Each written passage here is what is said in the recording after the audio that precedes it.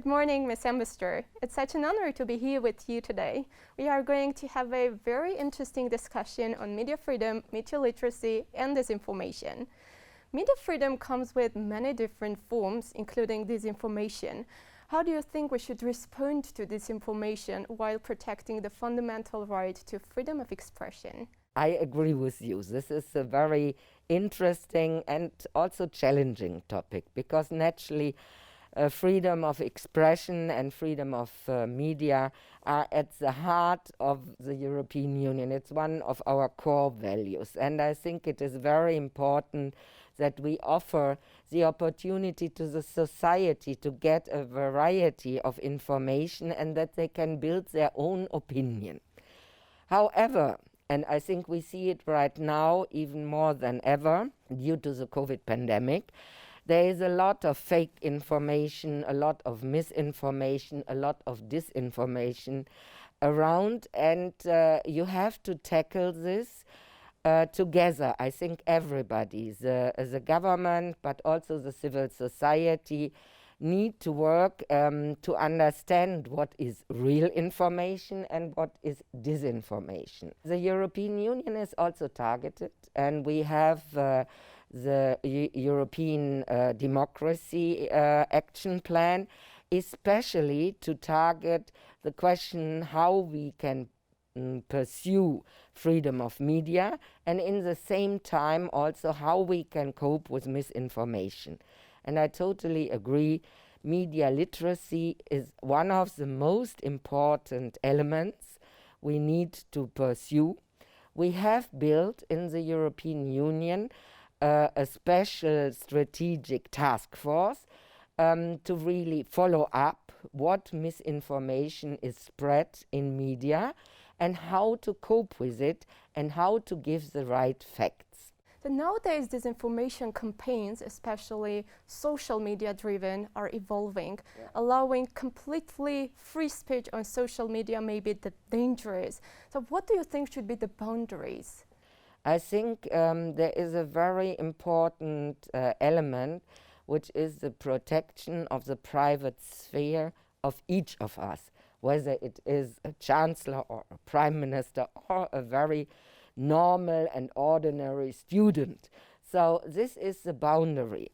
You should not touch, let's say, the private sphere of people, and we have to refrain from hate speech, from aggression, because sometimes people hide behind anonymous addresses and then they think they can say whatever they want, and it is really a violent speech, and this is, I think, not acceptable.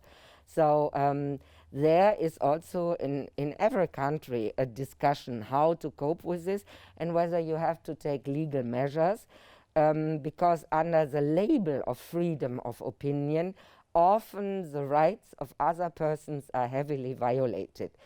The best thing, I think, is to set the facts clear. And that's what we try to do. That's why we have this Stratcom unit where we collect certain misinformation and then we simply put the facts right. To answer in the same way, I think, is not a good opportunity. But it is very important also to have programs for journalists. You need reliable, responsible, well-trained journalists who know how to check the facts, and therefore we attach great importance to really support Armenia also to build an independent and powerful media landscape where the citizens have the possibility to get the information and then to build their own opinion. Thank you. So different studies indicate that people have a more tendency to believe and share disinformation, misleading information, fake news more often than actual news. For example, during the COVID-19 pandemic, anti-COVID-19 vaccine campaigns have achieved great success worldwide. Many people believed or still believe that there are microchips in COVID vaccines. So how would you interpret these tendencies? I call it on one hand an advantage that we have a lot of social media, that we can exchange opinions and also facts in an easy way. And I come again, you need to have media literacy. You have to check your facts. And you have to rely, before you retweet or repost a message, make sure that it is a reliable source. And check whether others are also, let's say, reliable media outlets are spreading the same information. This costs a little bit of time, but this wonderful story of the chips, I have 3 chips in my arms because I'm 3 times vaccinated. The only thing we can do, we can put the real facts against it.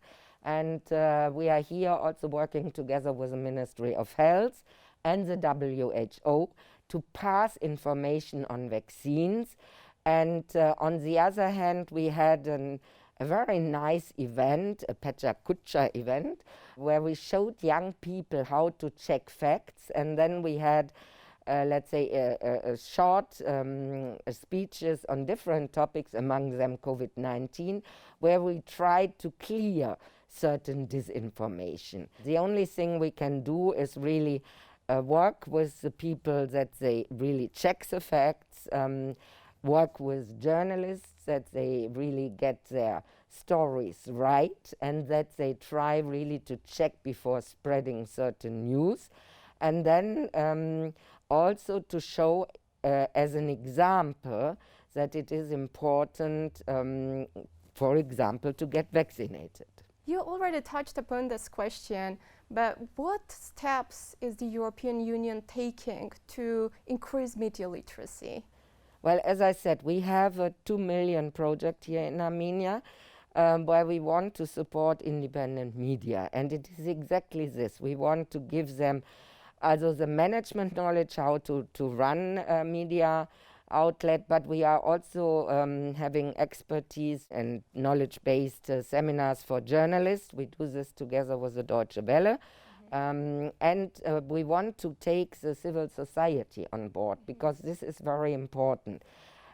We want to target young people to help them to learn how to read news and how to check whether they are seeing a fake news or whether they are getting a real information.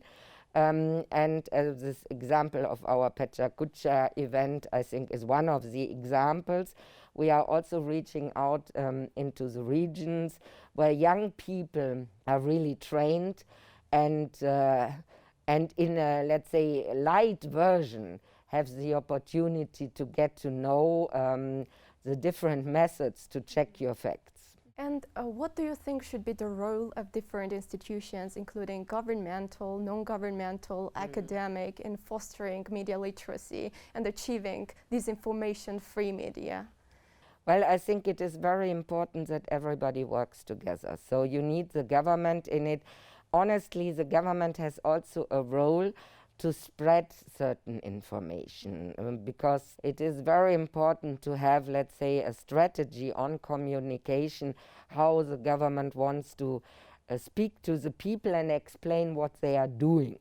But in the same time, you have to work together with academia, with university to have the adequate training, and you have to take civil society on board. There are a lot of human rights defenders and NGOs here in Armenia who are really also defending the role of media, because in such a difficult situation, you easily come to the conclusion we restrict the freedom of media, and this would be the wrong way to go. So I think journalists have to be accountable for what information they are spreading. So this means they need to get access to the information. I think this would be the interest of each government to support this. And in the same time, you need to have an open society that is really following what is going on and is willing to discuss if they discover disinformation, and then together to work forward. And that's why I said we are working together with the Armenian side, both with civil society, both with human rights defenders, to preserve the freedom of media in this country, and on the other hand, to support the government to restrict certain misinformation and to help to pass the message of what is done in this country. Because in my personal opinion, the result is much more positive than you sometimes see it in the Armenian media. Well, thank you so much for sharing your insightful opinions with us. This concludes our discussion. Thank you.